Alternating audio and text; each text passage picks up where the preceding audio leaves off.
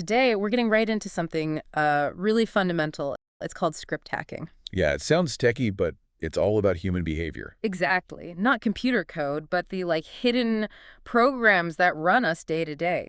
Stuff from the Behavior Ops Manual by Chase Hughes. We've got some great material here. We do. It digs into these behavioral scripts, the patterns that guide us. Yeah. Some we're, born with, others we pick up along the way. Right, and that's our mission for this deep dive. Unpacking these two types, ancestral scripts and life scripts. Understanding them gives you some, well, pretty surprising insights into people. And yourself, actually. Definitely. It helps make sense of a lot of interactions. Okay, so let's start with the first kind. Ancestral scripts. What are those all about? Okay, so ancestral scripts are basically, they're automated, deep, subconscious patterns. Like instincts. Sort of, yeah. Think hardwired responses we got from our ancestors, passed down through DNA. They kick in automatically in certain situations. Got an example? The classic one is the body's reaction to fear or being startled.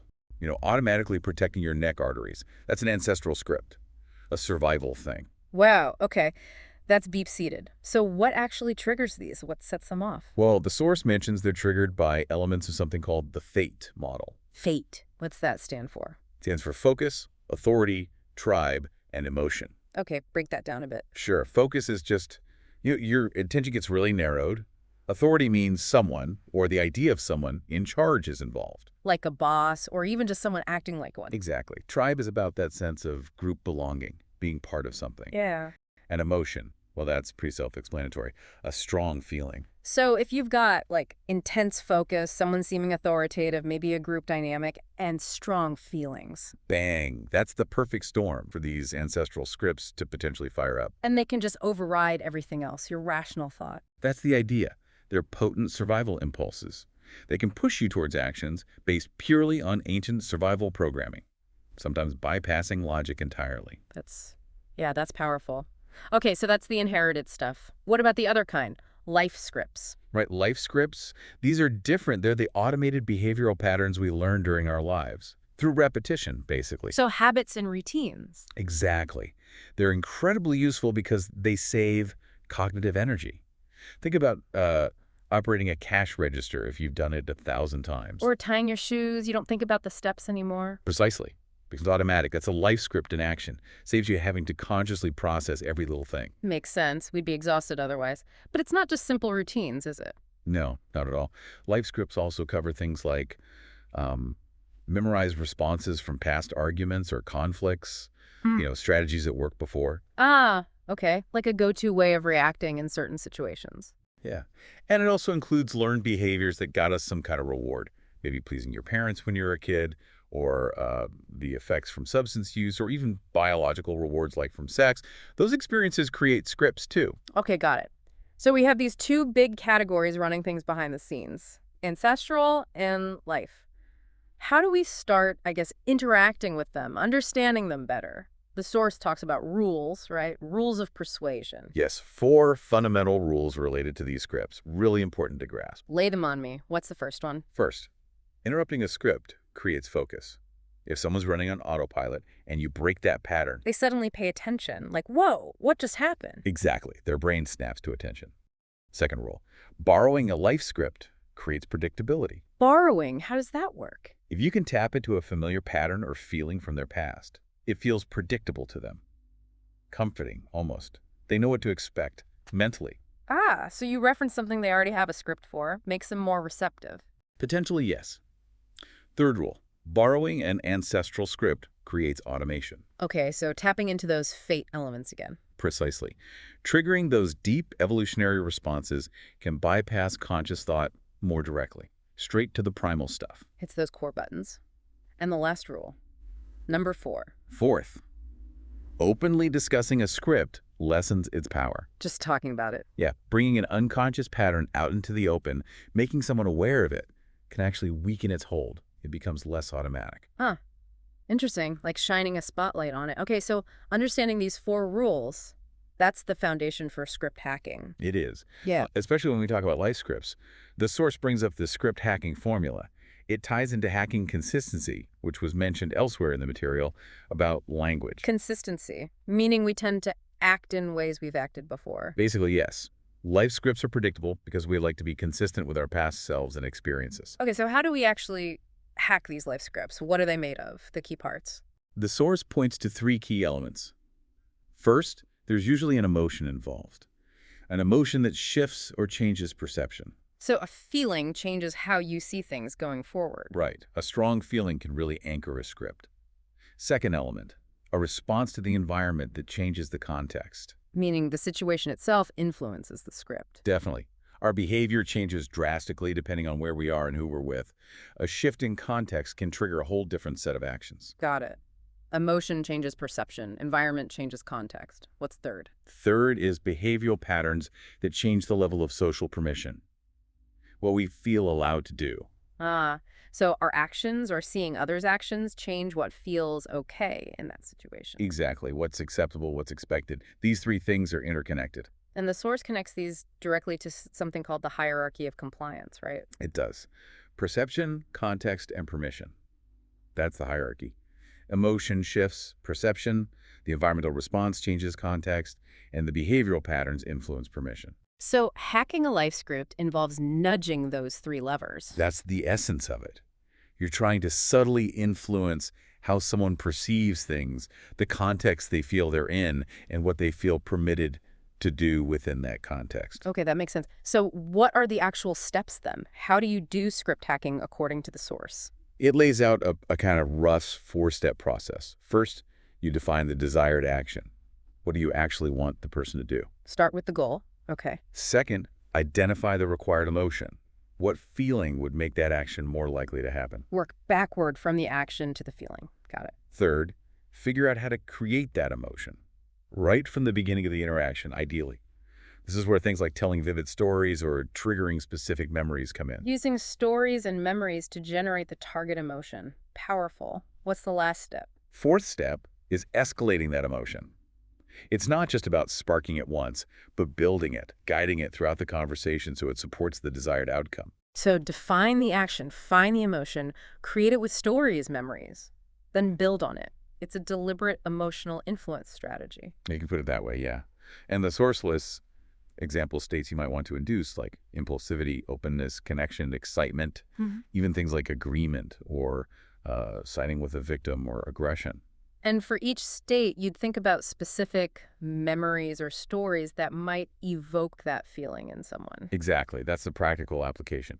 And then it gets really useful. Well, the source gives a list of like common topics that tend to have strong life scripts attached. oh yeah, like what? Things like learning to swim, ordering stuff on Amazon, getting advice from a coach, a friend talking about a first date, thinking about your old elementary school. Getting in trouble as a kid. Yeah. Oh? Or complaining about closed-minded people the first time you broke rules on purpose, visiting a theme park. Even things like getting a massage or watching an infomercial. A first kiss. Animal abuse. Right. Anticipating a vacation, hearing about Walmart screwing people over, seeing road rage, losing something important suddenly. The list goes on. Wow, that's a diverse list. And the idea is for us, the listeners, to think about these. Yeah, think about each one. What emotions come up? How might someone's perception shift? What feels permissible in that context? How does the context itself change? Thinking about animal abuse, for example. Strong negative emotions, right? Anger, protectiveness. Perception shifts to injustice. Permission might shift towards taking action, maybe being more assertive. Exactly. Or anticipating a vacation. Excitement, openness. Perception is positive. Context feels carefree. Permission might increase for spending money or relaxing rules. So these topics are like emotional shortcuts, tapping into pre-existing scripts. That's a good way to think about it. And Yeah. related to this is identifying scripts that are currently running in an interaction. Because sometimes you want to let them run, other times you need to break them. Precisely. Some scripts might be helpful, others might be getting in the way. And the universal tool the source mentions for breaking a running script is novelty. Doing something unexpected. Right. Subverting their expectations. Yeah. It disrupts the automatic pattern, makes the brain go, hang on, and pay more attention. Creates that focus we talked about earlier, gives you an opening. Exactly. The source gives everyday examples too, like the Starbucks barista. You can predict her script, right? The greeting, the what can I get for you? Yeah, it's pretty standard. So you could play along, or you could say something slightly unexpected to break that pattern and create a different, maybe more memorable interaction. Or the example of someone getting angry at a bar. Yeah, recognizing that escalation script. If you see it starting, maybe you can interrupt it with something totally out of left field before it leads to, something worse. It applies everywhere. A social mixer, someone new might be borrowing scripts, acting how they think they should act. Or a wedding dinner. Very strong social scripts there. A car salesman trying to anticipate the customer's script. And maybe breaking it to shift the dynamic. Right. A firefighter entering a room immediately reads the script of the situation. Yeah. Even attending a lecture, there's a clear script. Sit down, be quiet, listen. Understanding that script helps you know how much people are likely to just follow along. And whether you should push against it or work within it. Or think about someone buying a house. They might have scripts from TV shows or friends. A good realtor might need to gently break or redirect those scripts. So identifying the script is key, but the source also says the content of the script is crucial, not just predicting the next step. Yes, exactly. What are the specific behaviors expected within that script? Like an adult going back to college after years away. There's a whole script about how to act in a classroom again. It might feel different from when they were 18. Totally. Or the example of the waitress starting in a law firm. She might bring her customer service scripts smiling, being agreeable into a context where different behaviors are expected. So the specific actions and expectations matter hugely, and these scripts can be really high stakes, life-saving or life-threatening. In certain contexts, absolutely. Think emergency responders, military situations. And while emotion influences scripts, it's not the whole story. Also, a key point for persuasion. People resist big changes. So compliance is easier if the requested change feels small, like it fits within an existing script almost. That seems to be the ideal. Keep the perceived change minimal. Okay, this is fascinating theory. Let's make it concrete. The source gives the free anything script as an example. Tell us about that. Right. This is a practical illustration. The goal is simple. Try to get something complimentary, like a free coffee or a small item. But the technique is what's interesting. It uses specific words and phrases. Yes. It's about subtly priming the other person with ideas of generosity and giving before you make any kind of request, making them psychologically more open to it. Okay, so step one is a word bank. What's in it? Words associated with generosity and gifting, things like free, give, generous, surprise, spontaneous, and for gifting, present, gift, complimentary, offering. You just try to weave these words into the conversation naturally. Planting seeds of generosity. What's step two? Step two is a phrase bank. Short phrases to reinforce those feelings, like give it away, or feels great to finally give something away, or maybe it'll be a big surprise to me, or asking, have you ever surprised someone? Little conversational nudges towards giving, and then there are sample conversations. Yeah, 3 examples showing how you might put it together. One is a general approach, maybe talking about how good it feels to donate to charity, creating that generous vibe. Setting the mood first. Another is for a store setting. Maybe you share a quick story about someone being generous, like a pharmacist giving something away. Then smoothly ask for your own small complimentary item. Creating that context of giving, then placing your request inside it. Smart. What's the third way? Using confusion and generosity. Maybe expressing admiration for people who are generous with their time or help. Again, building that positive frame around giving before subtly hinting at what you'd like. And it mentions using the word someone instead of you. Yes, that's important. Saying it feels good when someone is generous rather than it feels good when you are generous. It avoids reactance, people pushing back against feeling directed, makes it less confrontational. Very subtle. Okay, one more piece the source includes. Limbic system notes for formulas. How does the limbic system fit in? Well, the limbic system is the emotion center of the brain, right? It drives feelings, actions, memory, connection, empathy, all crucial for influence and understanding scripts. Engaging it is key. So how do we leverage it according to these notes? There are 6 main points. First, activate it through stories and memories. Compelling stories, positive memories. They light up the limbic system. Feel first, think later. Makes sense. Stories stick with us emotionally. Second, it's the source of gut feelings and human connection. Intuition, bonding, that's limbic territory. Yeah. So build rapport emotionally through shared experiences or values. Connect there first. Heart before head. Exactly. Third, it's an open loop system, meaning it depends on external input, on connection with others, for balance. Think about how isolation impacts us. So the goal is to enter someone's emotional loop through trust and presence. Become part of their emotional environment. Fourth, we develop larger limbic loops as we age. Family, friends, colleagues become part of our emotional regulation system. So to build strong relationships, you need to engage people emotionally, show up in their loop. The emotionally present and connected. Fifth, leadership and the limbic system.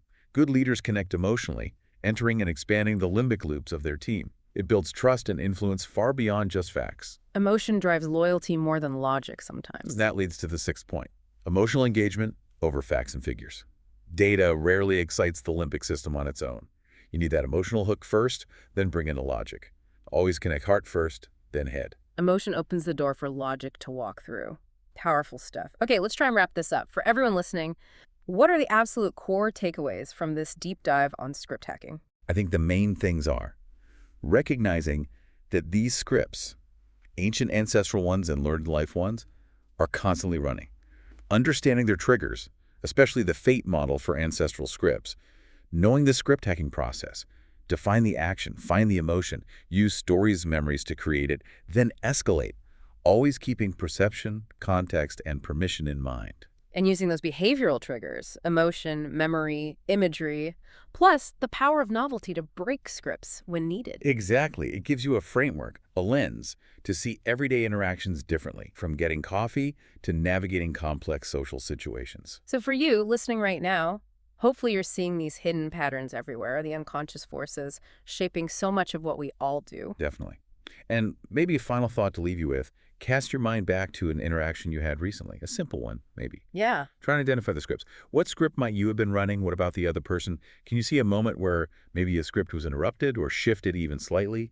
Did introducing novelty change anything? It's just about starting to notice, isn't it? Becoming more aware of these invisible strings pulling our actions. Really fascinating stuff. It really is. Well, thanks for taking this deep dive with us into the world of behavioral scripts. Until next time, keep exploring, stay curious,